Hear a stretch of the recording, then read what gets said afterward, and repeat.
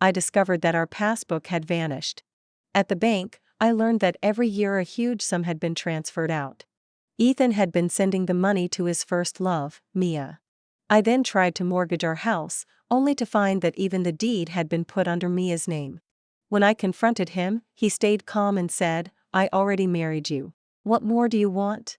You're just too greedy."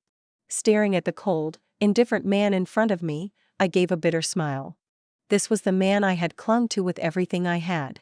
Back then, I poured all my savings into his business and helped him become the first 10,000 yuan household in our village. Because he didn't want children, I stayed childless for life.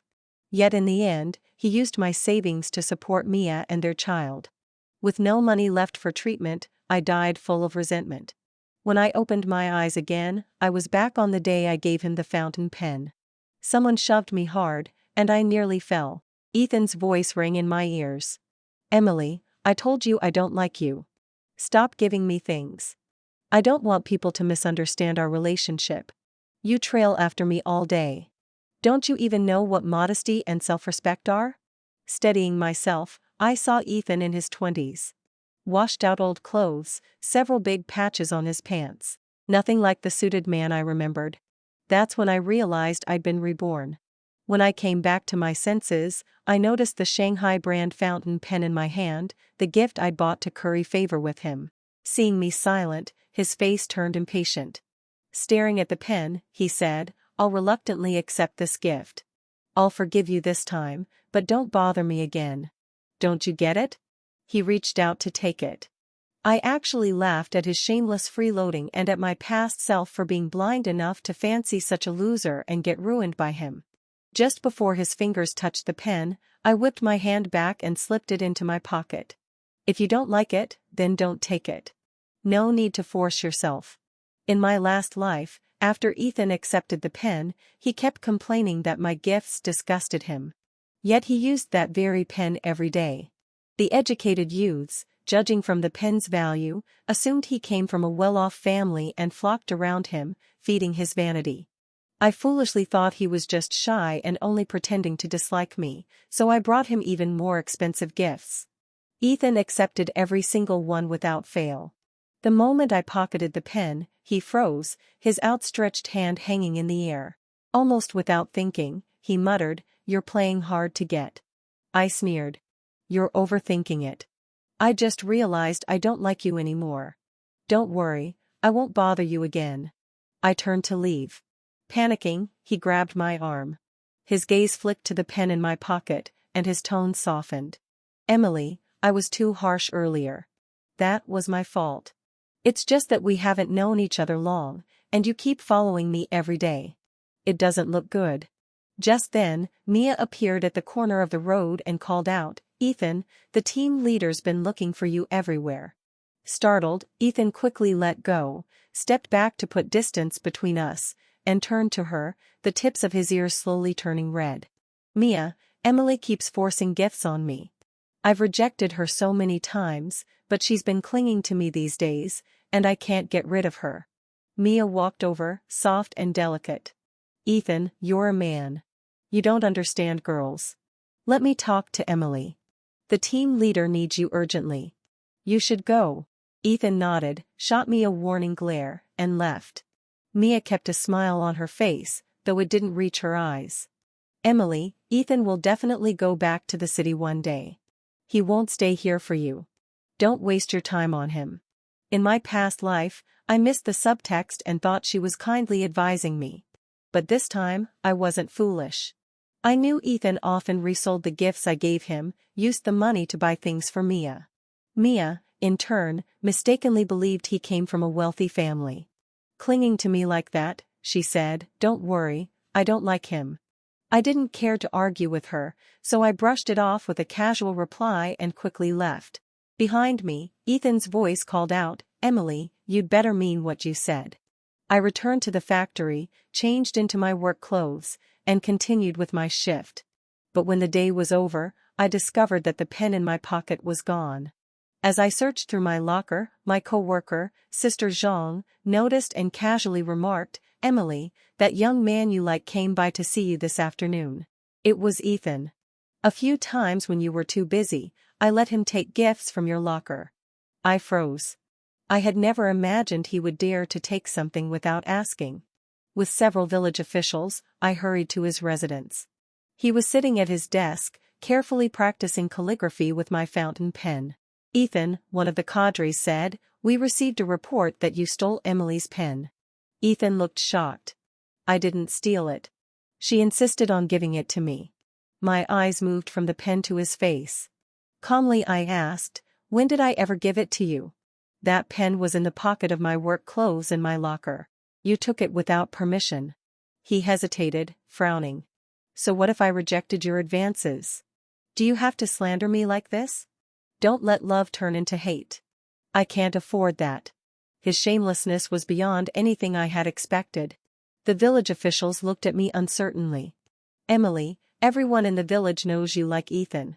Could it really be you?" Yes, I had shown my affection openly in the past. Everyone knew how much I liked him, but that didn't give him the right to steal from me.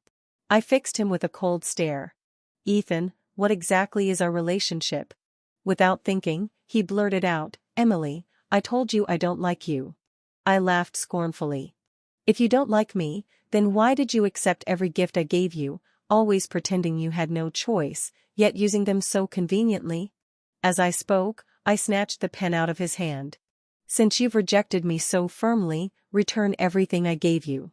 That way, no one can say you're living off a woman." Ethan's face went pale, then flushed, as he watched helplessly while I ransacked his room. The pile of gifts from the past few months was so large, I couldn't carry them all, and one of the cadres had to help me haul everything out. Ethan's family was poor. The comfort he enjoyed in the village came almost entirely from my support. If not for my money, he would never have married me in my last life just to secure his future. As I stepped out of his doorway, I suddenly turned back.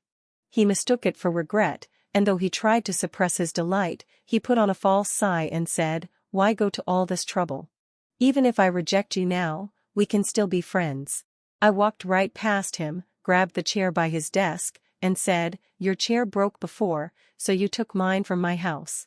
It's time you gave it back." Without another word, I carried it out and left. Later, I resold all the gifts, and together with the money left at home, I had exactly 1,000 yuan. This was the inheritance my parents left me before they passed. If I lived quietly and carefully, this money would be enough to get me through life. But after everything I had experienced in my last life, I no longer wanted just stability. I knew the coming decades would bring tremendous changes to the nation's economy. As long as I dared to fight and worked hard, I could seize the chance to become truly wealthy. In my previous life, I had spent my resources and energy helping Ethan become the first wealthy man in the village. This time, I would stay far away from Ethan and Mia, build my own career, and achieve financial freedom. The next morning, I handed in my resignation at the factory. I was determined to go to the city and start a business. Our village was remote, and it took 6 hours by bus to reach the city. The bus only ran on weekends, so I had to wait 3 more days before I could leave. On Wednesday night, villagers gathered in the square with stools in hand. It was movie night. I was absorbed in watching the film when, at some point, Ethan slipped into the seat beside me and pressed a piece of candy into my palm.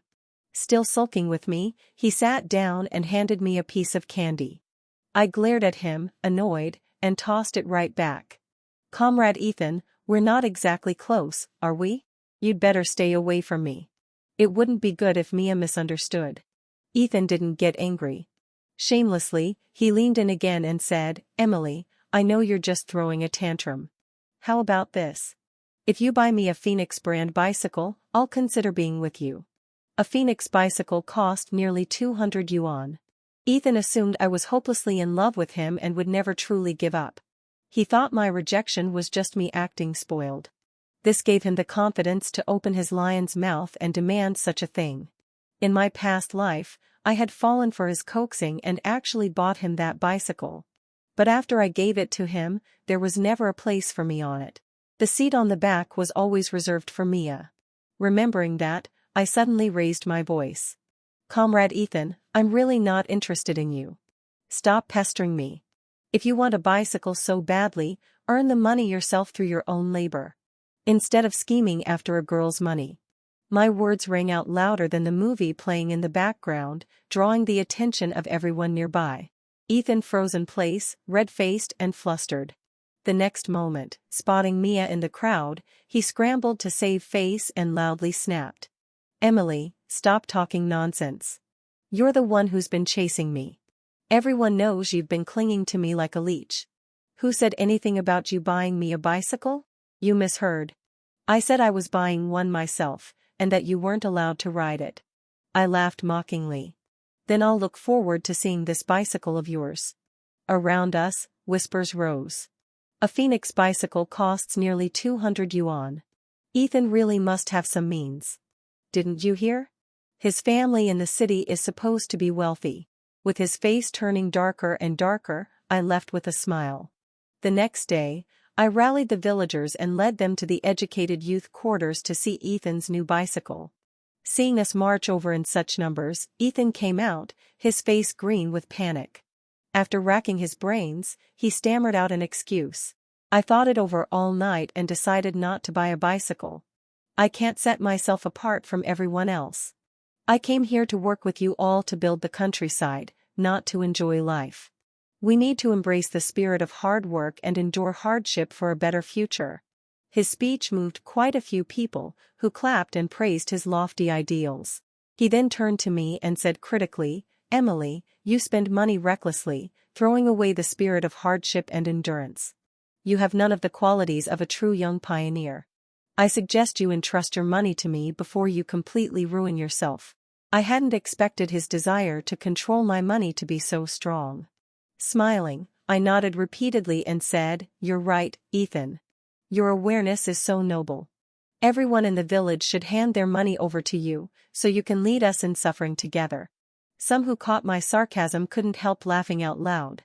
Ethan's face contorted with fury. "Emily, don't come to regret this." Later, I heard that because Ethan never bought the bicycle, Mia ignored him for several days. He blamed me for it and glared every time our paths crossed. On the day before I was set to leave, I went to the small shop at the village entrance to buy gifts. Since my parents had passed away 3 years earlier, the neighbors, feeling sorry for me being all alone, always invited me to eat with them on holidays. They also shared whatever good things they had.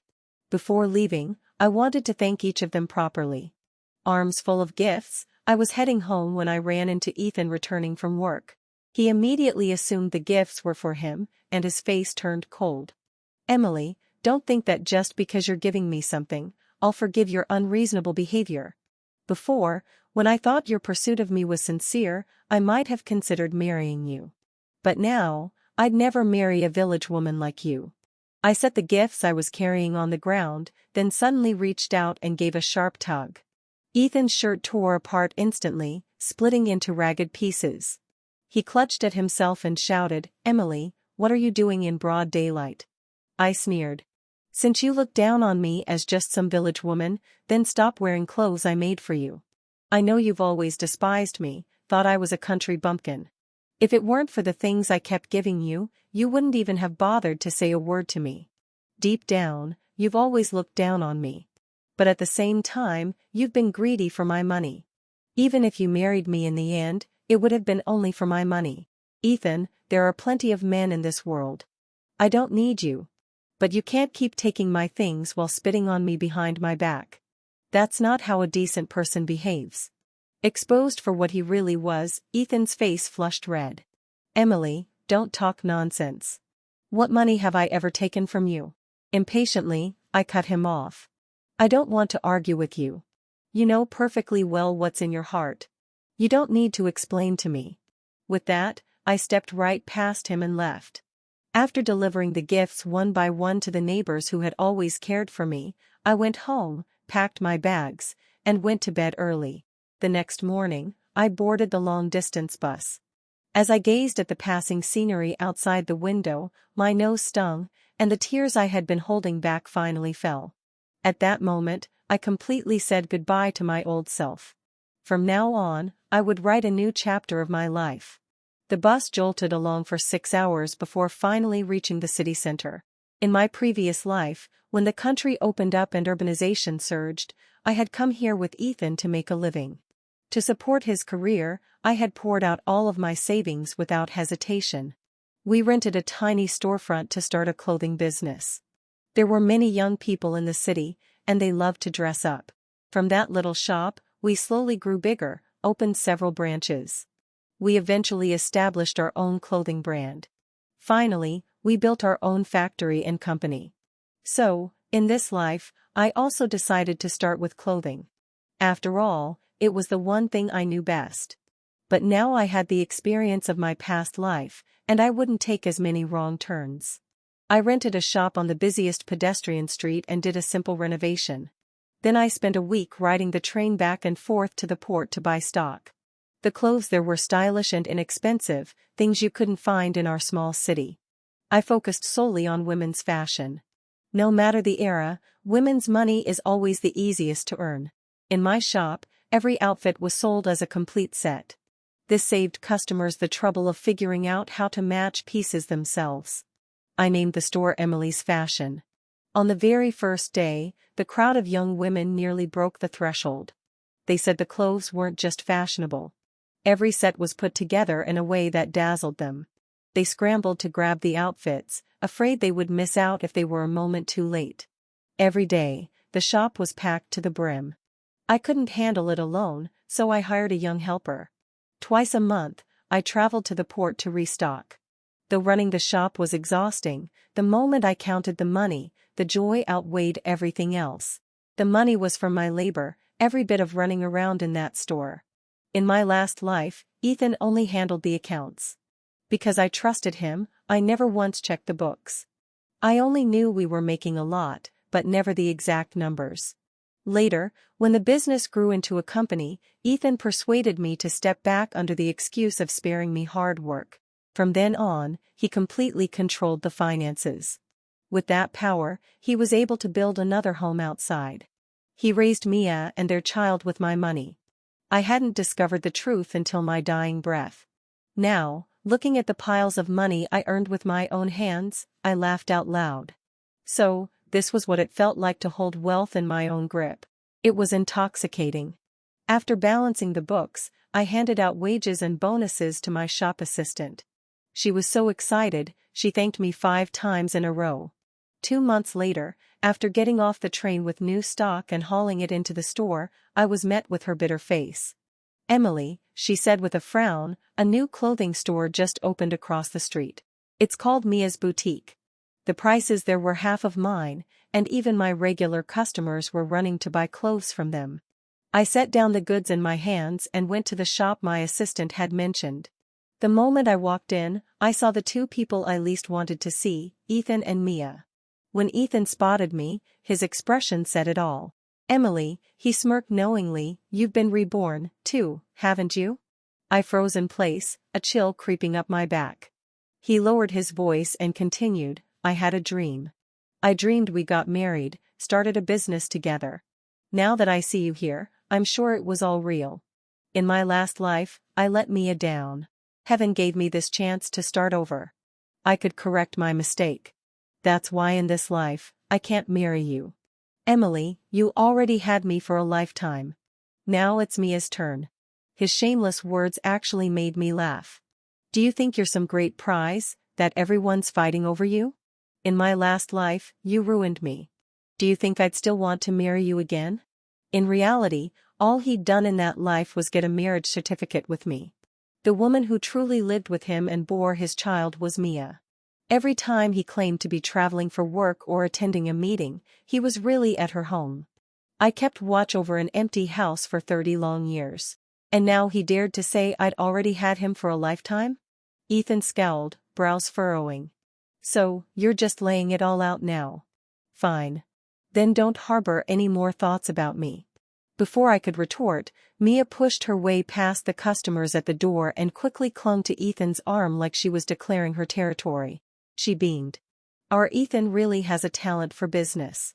In just 3 days, we've already made several hundred.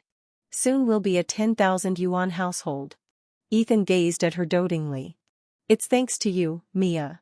You're amazing at finding these cheap, pretty clothes. We're going to dominate this whole street. Cheap and pretty, I repeated inwardly, turning my head to look into their shop. But Mia immediately blocked my line of sight with her outstretched arms.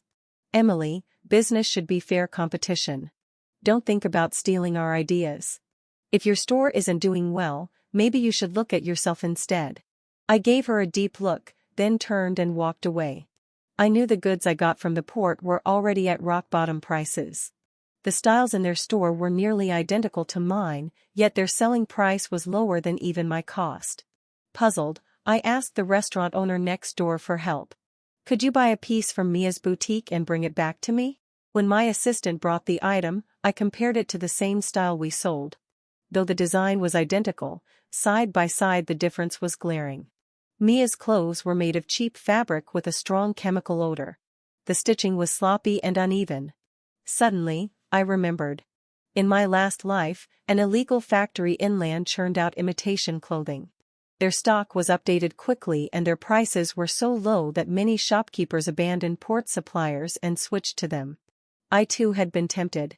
But after checking a few samples and finding the quality awful, I gave up. Later, when every batch of their clothes had quality problems, angry customers swarmed shops demanding refunds. The factory owners fled in the night, leaving merchants with unsellable stock. Several stores went bankrupt. Ethan, who only ever cared about handling money and never about the goods themselves, had no memory of this. He thought he could just pick up where we left off in our last life, not realizing he had no understanding of the clothing business. He could never achieve success without me. Knowing Mia's boutique would soon collapse because of this, I couldn't help the thrill of anticipation. In my past life, they had joined hands to bully me, steal my assets and leave me to die untreated. This time, I hoped they'd keep suffering misfortune. Sure enough, 3 days later, Ethan and Mia were surrounded at the entrance of their shop. Customers who had bought their clothes were shouting for refunds, waving their purchases angrily. My assistant ran back breathlessly. Emily, something's happened. There's a fight over there. It sounds like someone got killed. Who died? I wondered, my heart leaping with grim hope. If it were Ethan and Mia, I would have celebrated for 3 days straight. But when I reached the scene, half the crowd had already dispersed. To my disappointment, no one had died. Ethan had only split his forehead open while trying to shield Mia, blood trickling down his face. Mia was squatting on the floor, hurriedly gathering the clothes scattered everywhere, her eyes swollen from crying. Ethan sat with his head wrapped in gauze, sighing as he flipped through the account book. Mia, where did you even get the stock? With quality like this, there's no way we can sell it. We still have 800 yuan worth in storage. Go return it. Mia's hands froze mid-motion. She lifted her pale face and said, Ethan, while you were at the hospital, I went to look for that factory. They've already skipped town. They were swindlers. I can't find them anymore. Ethan shot to his feet, yanking her up roughly. His face turned dark.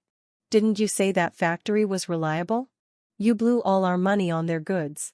Tomorrow is repayment day and the profit we just earned is gone. What do you expect me to use to pay back the loan?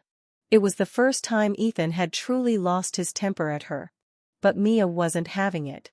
She tore his hand off, planted her fists on her hips and shouted. Don't dump all the blame on me. Didn't I ask your opinion before I bought the stock? My parents had already arranged a job for me at a state-owned factory. But you insisted on dragging me into this business. You promised we'd become a 10,000 yuan household in a year. If you hadn't been so bent on copying Emily and opening a clothing store, would any of this have happened? Now look, it's all ruined. Ethan clenched his fists, his chest heaving violently. After a long moment, he forced himself to calm down, pulled Mia into his arms and coaxed her softly. All right. I was too impatient and said the wrong thing. Don't be angry. It's my fault. But tomorrow, that loan still has to be repaid. Didn't you say your parents got you an introduction letter to a state-owned factory? Let's sell that letter for cash, use the money to pay back the loan and then buy new stock. Mia pushed him away, her eyes filled with suspicion. Ethan, didn't you say your family had money to support your business? Fine. The loan was one thing, but why are you asking me to sell my future for money now? Ethan froze for a second, then forced out an excuse. This is my parents' way of testing me. If I can make it on my own, they'll let me inherit the family business. In my last life, Mia had believed Ethan's lies without question. All the money I worked so hard to earn became the capital he flaunted in front of her. I hadn't expected that without my financial support this time, Ethan would dare take out loans. He now even wanted Mia to cover his debts. But Mia wasn't me. What she loved was money, not Ethan. In the end, she refused to sell her introduction letter for cash. Hidden in the shadows by the wall, I slipped away quietly before they noticed me eavesdropping. Soon after, Mia's boutique shut its doors. My store's business thrived again with customers streaming in nonstop. One morning, as usual, I hurried to catch the train to the port for new stock. But at the station, I ran into Ethan and Mia again. The moment they spotted me, they stuck to my heels, terrified of losing me. The crowd was packed, so with a few quick side steps, I managed to shake them off. Just as I was about to board, Ethan's anxious voice rang out behind me. Emily, wait for us. Don't be so selfish. Let us go with you to get stock. I didn't even look back, diving straight into the carriage. But just before the train pulled away, they squeezed their way in, too. From that moment on, they shadowed me like prison guards. Even when I went to the restroom, they stood watch at the door, afraid I'd slip away. Late that night, after Mia had fallen asleep, Ethan crept over and shook me awake. Emily, wake up. I need to tell you something. Annoyed, I opened my eyes and glared at him. If you've got something to say, spit it out. Glancing at Mia to make sure she was still asleep, Ethan pulled 200 yuan from his pocket and shoved it into my hand. Lowering his voice, he said, I won't let you help us for free. Here's 200 yuan. Take us with you to get stock. In that instant, everything became clear. So Mia must have finally agreed to sell the introduction letter for money, letting Ethan keep the business going. I stayed silent, and seeing that, Ethan pressed on. He started playing the emotional card. After all, we were husband and wife for a whole lifetime before, and we built a business together. Even if there was no love, there was at least a revolutionary bond between us, wasn't there? Seeing you living so well now, I'm genuinely happy for you. I'm not asking for much. Just take us along to get stock, all right? Seeing that he still wanted to go on, I waved a hand to cut him off. Fine. I'll help you this once. Even if I refused, they'd find some way to stick with me. And besides, 200 yuan was no small sum. It was worth 10 months of wages. Who would turn away money like that? I tucked the bills into my pocket, crossed my arms, closed my eyes, and went back to sleep. Right now, conserving my strength was what mattered most. The real work would begin at the port. On the third morning, I led them to the port. I went about my usual routine, picking through stock, bargaining, and making purchases. They shadowed me, mimicking every move, and ended up buying nearly twice as much as I did. It was Mia's first time there, and everything she saw seemed novel. Beyond the 2 huge bags of stock, she even bought a sack of little trinkets. After we finished, we headed straight to the train station. Mia, carrying her small bag, walked excitedly ahead. Ethan trailed behind, his shoulders weighed down by 2 massive bundles. He was drenched in sweat, his clothes plastered to his body. Watching him like that, I couldn't help but smile faintly. In my past life, Ethan had always been afraid of hard work, leaving me to take the train alone, pick out stock and lug it all back. Now at least, he was tasting the hardship I had endured. When he finally managed to squeeze onto the train and drop his load, Ethan collapsed onto the seat, gasping for breath. Beside him, Mia opened her water bottle. Ethan instinctively reached out to take it, but she downed it all in one go. Still unsatisfied, she handed him the empty bottle and chirped, "Ethan, go fill it up again." A flash of anger crossed his eyes, but he said nothing, dragging himself up to fetch more water. I licked my popsicle and stayed quiet. In my last life, he had lived in comfort, always pampered by me. This time, having Mia around to torment him was a rather fitting punishment. Once we got off the train, we parted ways. Ethan thought that getting the same stock as me meant he could recreate the success of our past life, but he couldn't have been more wrong. Running a clothing store isn't just about the goods. It's also about service. Ethan was too arrogant to ever engage with customers, preferring to hide in the back counting money. Mia was petty and easily offended. She was the type who would rather die than lower herself to flatter a customer. But customers come to spend money, not to be scolded. Within just a few days of reopening, Mia's boutique was echoing daily with the sound of her quarrels with customers. Those who had stepped into their shop soon turned and came to mine instead. With business drying up, Ethan finally couldn't sit still. He stood at the entrance of their store, arguing with Mia. "Mia, can't you learn from Emily? You call yourself an educated woman. But you're not even as capable as a village girl." At the mention of my name, Mia flew into a rage. "So, that's it, Ethan. I knew there was something between you and her. Back in the village, you were always tangled up with her. Now you're with me and you're still thinking about her? How am I not better than her? She's just some country bumpkin. What does she have that I don't? Ethan, are you blind? And you've got the nerve to criticize how I run the shop? You didn't even put in a cent. It was my job certificate we sold to get that money. You're nothing but a kept man living off me." Ethan's face burned as she pointed at his nose and cursed him. Choking with anger, he spat back, "Mia, I regret choosing you. What else can you do besides cause trouble? If I had stayed with Emily, I'd never have to suffer this. She's far more capable than you. She could have made me a 10,000 yuan household within a year." With a sharp crack, Mia's hand whipped across his face, leaving 5 glaring red marks. "Then go find her. Why are you still clinging to me?" Mia ran off covering her face, sobbing, leaving Ethan standing frozen in place, drawing stares and whispers from the passers-by. That night, while I was alone in my shop taking inventory with the door half open, Ethan suddenly barged in reeking of alcohol. "Emily, I regret it," he slurred. "Mia's just a lazy shrew. She's nothing compared to your gentleness and virtue. She's not a woman to build a life with. Let's get back together. Just like in our last life, we'll run a business, make big money. This time, I promise I won't make the same mistakes. Whether it's my money or myself, I'll give it all to you, all right?" He stepped closer, reaching out as if to cup my face. Furious, I raised my hand and slapped him hard across the cheek. The sound ringing through the shop. It perfectly matched the slap Mia had given him earlier that day. When he lifted his head, there were 2 glaring handprints on his face. "Emily, if hitting me makes you feel better, then hit me harder." "I'm not afraid of pain," he said, staring at me with what he thought was deep affection. My stomach churned in disgust. Realizing he was still out of his senses, I grabbed the glass of water on the table and splashed it in his face. "Ethan, I already made myself clear. There is no future for us. I will never marry you. You want to take advantage of everything. Didn't I suffer enough in my last life being deceived by you? This time, I just want to stay as far away from you as possible. I don't want anything to do with you." But it was as if he couldn't understand human speech. He went on stubbornly, "I know you're still angry.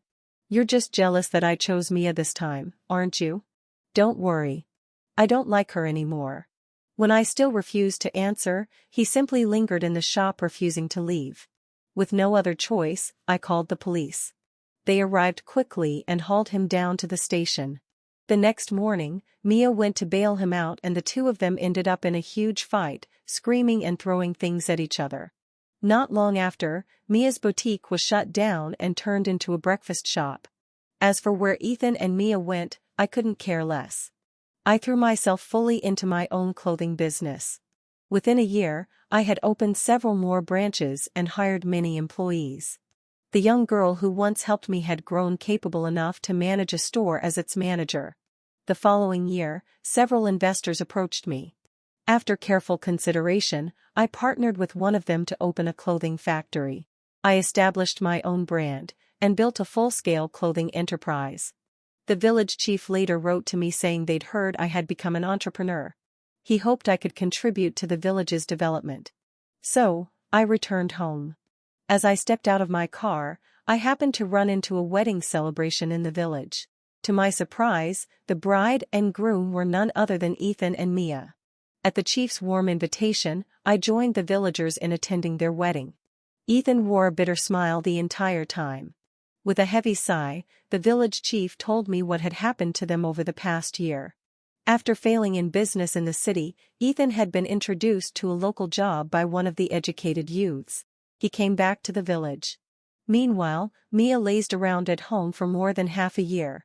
When her parents finally tried to force her to work, they discovered she had secretly sold her job introduction letter. Furious, they threw her out. With nowhere to go, Mia clung to Ethan in the village. Ethan didn't want to marry her, but she tricked him into getting drunk. She then stirred up trouble at the village government, leaving him no choice but to marry her. When the banquet ended, I personally handed my gift money to Ethan. His eyes were filled with emotion. "Emily, I was forced." I raised a hand, cutting him off. "Ethan, you're already married to Mia. Just live well with her. The past is the past." He froze as I gave him a small nod, then turned and got back into my car. As the engine started and dust rose behind me, I glanced in the rearview mirror. I caught sight of Mia glaring at me, her teeth clenched in hatred. That night, just as I was about to fall asleep, a man suddenly kicked the door open and stormed in. "Little lady, what's the point of making so much money? Why don't you just give in to me and I'll take you home as my wife?" Under the moonlight, his face twisted into a lecherous grin. He threw himself on top of me, trying to force himself on me. Looking for death. I snatched up the water glass by my bed and smashed it hard against his head. "Ah!" he screamed, collapsing to the floor, clutching his head as blood poured down his face. "Damn woman, how could you hit so hard?" The commotion in my house was so loud that the neighbors and village officials rushed in one after another. Faced with such a scene, the man was instantly terrified and confessed everything. He admitted that Mia had given him 10 yuan to come and assault me. She said that if he ruined my reputation, he could marry me. Then my property would all belong to him in the future. The village chief and officials were furious. They feared I would withdraw my investment in the village. "Mia, hurry up and apologize." But Mia suddenly lost her mind and screamed, "Why should I apologize? She's the one seducing men everywhere. How could a woman earn so much money? She must be doing something shameful. If I were you, I wouldn't take her dirty investment. How can you sleep at night with that kind of money?" The village chief exploded and kicked Mia hard, knocking her to the ground. "You've gone mad." Later, Ethan arrived and dragged her away. Before leaving, he lowered his head and muttered several apologies to me. The chief looked at me with deep regret. "Boss Emily, we'll make sure you get a satisfactory explanation." I waved my hand. "Just handle it according to the rules. Don't worry, the investment will still go ahead as agreed in the contract." The next morning, I left the village. In the following 20 years, the economy developed rapidly. With the memories of my past life, I invested in many industries. I long ago surpassed the 10,000 yuan household benchmark, achieving true financial freedom. One day, villagers came to deliver me local specialties. In our chat, they mentioned Ethan and Mia. Over the years, they had fought constantly, often even coming to blows. Mia had suffered several miscarriages, 4 or 5 times. She eventually had to undergo surgery to remove her uterus. Just last month, she was diagnosed with cancer. But Ethan had failed in multiple business ventures, accumulating heavy debts. He could only leave her at home to fend for herself. Hearing this, I fell silent for a long time. Wasn't this exactly the fate I had suffered in my past life? So, destiny hadn't changed at all. It had only shifted onto someone else. Whoever married Ethan was doomed to misery. That day, as I sat in my car heading to the airport for an overseas investment project, I passed an intersection and saw a middle-aged man quarreling with a security guard. "You lousy guard, what's so great about you?" In my past life, I was the boss of a listed company. When the man turned his head, I raised the window. It was Ethan. "Ethan, in the end, you're still living in a dream." Ethan, who once thought himself the center of my world, He had been reduced to a bitter man clinging to past illusions. Mia, who schemed so ruthlessly, had paid the price of her choices. Their downfall was not my revenge, it was simply the inevitable result of the lives they chose to live. As for me, I had businesses spanning across cities, trusted partners by my side. I also had a team that called me their leader. More importantly, I had freedom. Freedom to live without fear, without compromise, without anyone taking advantage of my kindness again. That night, as my plane soared into the clouds, I closed my eyes and let the hum of the engines calm me. My past life had ended in tragedy, but this life was my own to write. With a faint smile, I whispered to myself, "Emily, you finally knew I would never look back."